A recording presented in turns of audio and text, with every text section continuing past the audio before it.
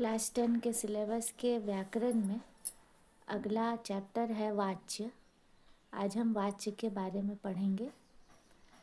वाच्य की परिभाषा अगर हम देखें तो क्रिया का विधान ही वाच्य कहलाता है। इसका मतलब ये हुआ, अर्थात वाच्य में हम यह देखें कि क्रिया मुख्य रूप से किसके अनुसार हो रही है, उसे ही हम वाच्य कहेंगे। जैसे उदाहरण हम देखें, मोहन ने आम खाया।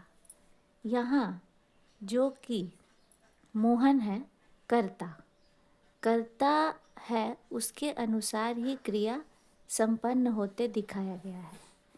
उदाहरण 1 में मोहन जो कि कर्ता है उसके अनुसार ही क्रिया संपन्न होते दिखाया गया है। उदाहरण 2 में आम मोहन द्वारा खाया गया।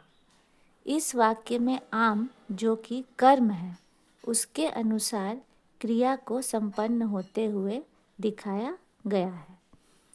इससे निष्कर्ष यह निकलता है कि क्रिया का विधान कर्ता है, कर्म है या भाव है।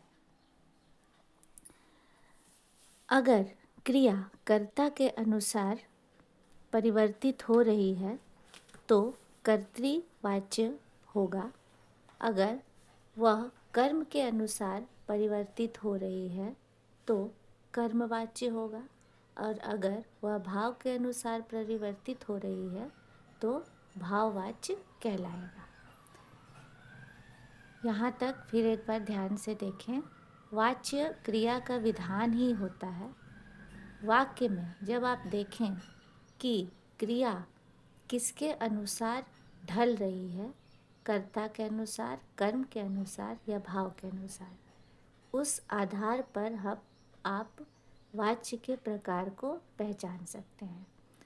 वाच्य मुख्य रूप से 3 प्रकार के होते हैं: कर्तृवाच्य, कर्मवाच्य और भाववाच्य।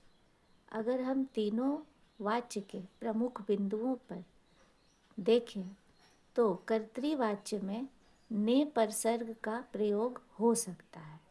जैसे राम ने आम खाया, ने परसर्ग का प्रयोग हो सकता है।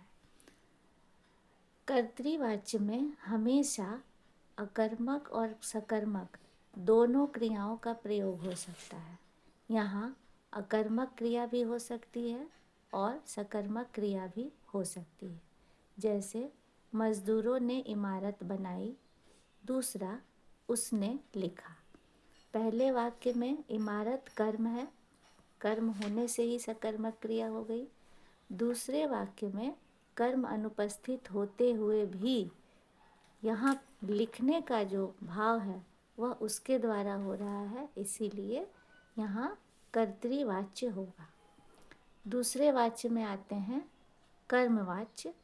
कर्मवाच्य, इस वाच्य में कर्म की ही प्रधानता होती है। इसमें सदैव सकर्मक क्रिया का ही प्रयोग होता है, क्योंकि इसके नाम में ही आप देख सकते हैं कर्मवाच्य है। तो कर्मवाच्य का मतलब कर्म का होना जरूरी है। उदाहरण देखें, इमारत मजदूरों द्वारा बनाई गई। दूसरा, आम मोहन द्वारा खाया गया। इन दोनों वाक्यों में कर्म उपस्थित है और कर्म के अनुसार ही क्रिया का विधान बताया गया है, अतः यहाँ पर कर्मवाच्य होगा। नंबर 3 भाववाच्य पे आते हैं। इसमें भाव की प्रधानता होती है। इस वाच्य को पहचानने के लिए कुछ बिंदु दिए गए हैं। इसमें सदैव अकर्मक क्रिया होती है।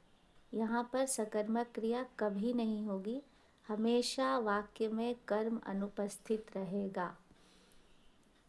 इसमें मुख्यतः से परसर्ग से कारक का प्रयोग होता है।